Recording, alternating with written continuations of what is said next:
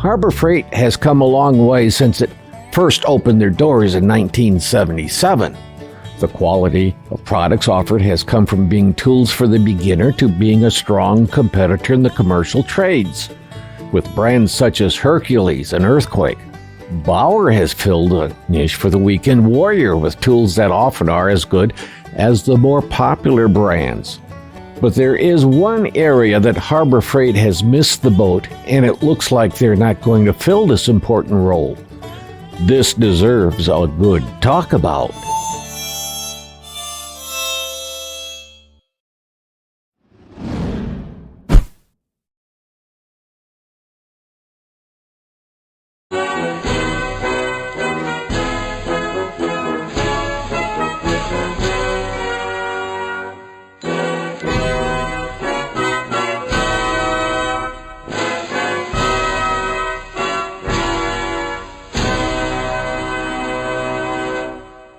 Hello anyone, I'm Scott Bain. They call me the Old Farmer.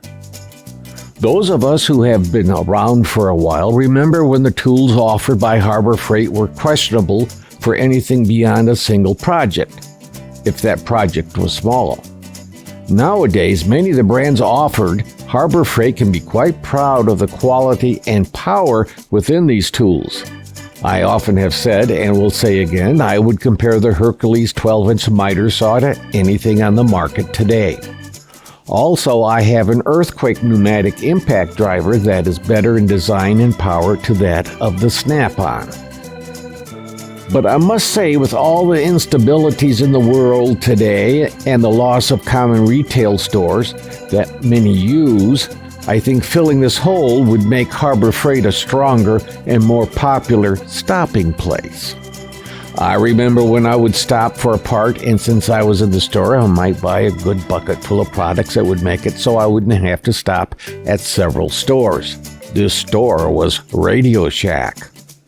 They offered all sorts of audio and video adapters, many I still use today. I remember one time stopping at a Radio Shack, and the person helping me was a little snotty.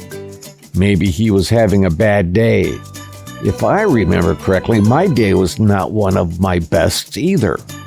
Often I would buy such things as a 1/4-inch female RCA to a 1/4-inch male phono plug. Or it could be audio splitters for dividing or combining audio sources.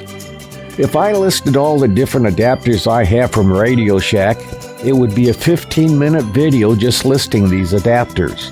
This one person who was helping me was giving me some strong attitude.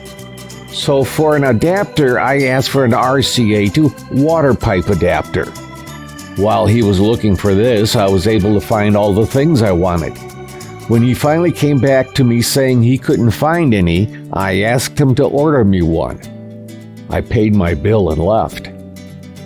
Even though this is a cute story, and I know I should not have done this dirty trick, it does bring up a point that I wish Harbor Freight would do, and that is become the new Radio Shack for audio and video connectors and adapters.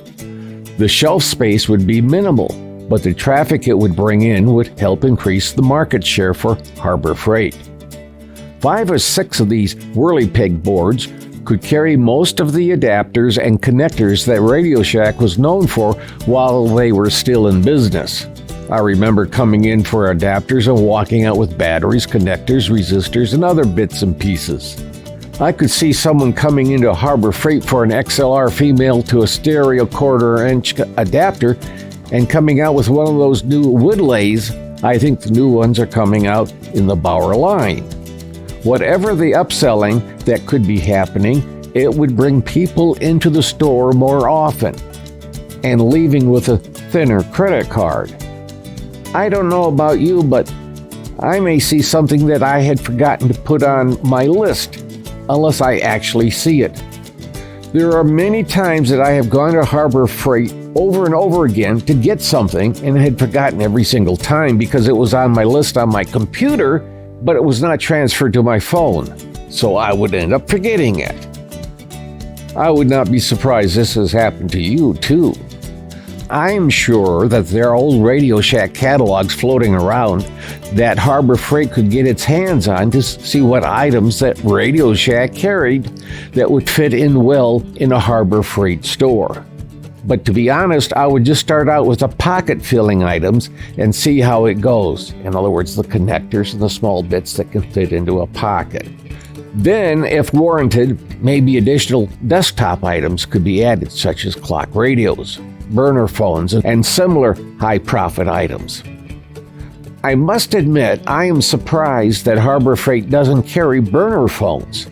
Heck, if drugstores carry them, I can't see why Harbor Freight couldn't. I don't know. What do you think? What pocket stuffers do you think Harbor Freight should carry that was available in an old Radio Shack store?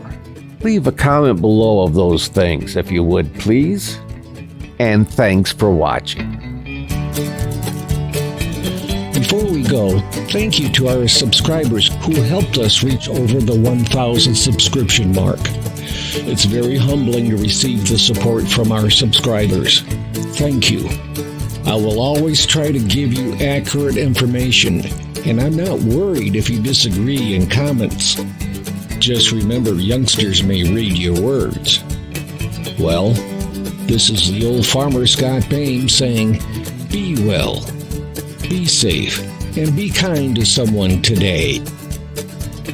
Don't forget to click like, subscribe, share, or ring the bell buttons on the original Old Farmer channel. We enjoy reading the comments that you leave, and they do help the channel, so keep them coming. And once again, thank you for watching the original Old Farmer.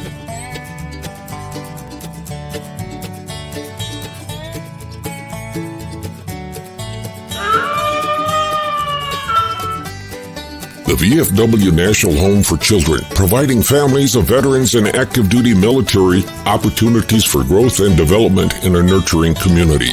Please consider a donation to help their children and families. I.C. Rhodes speaking.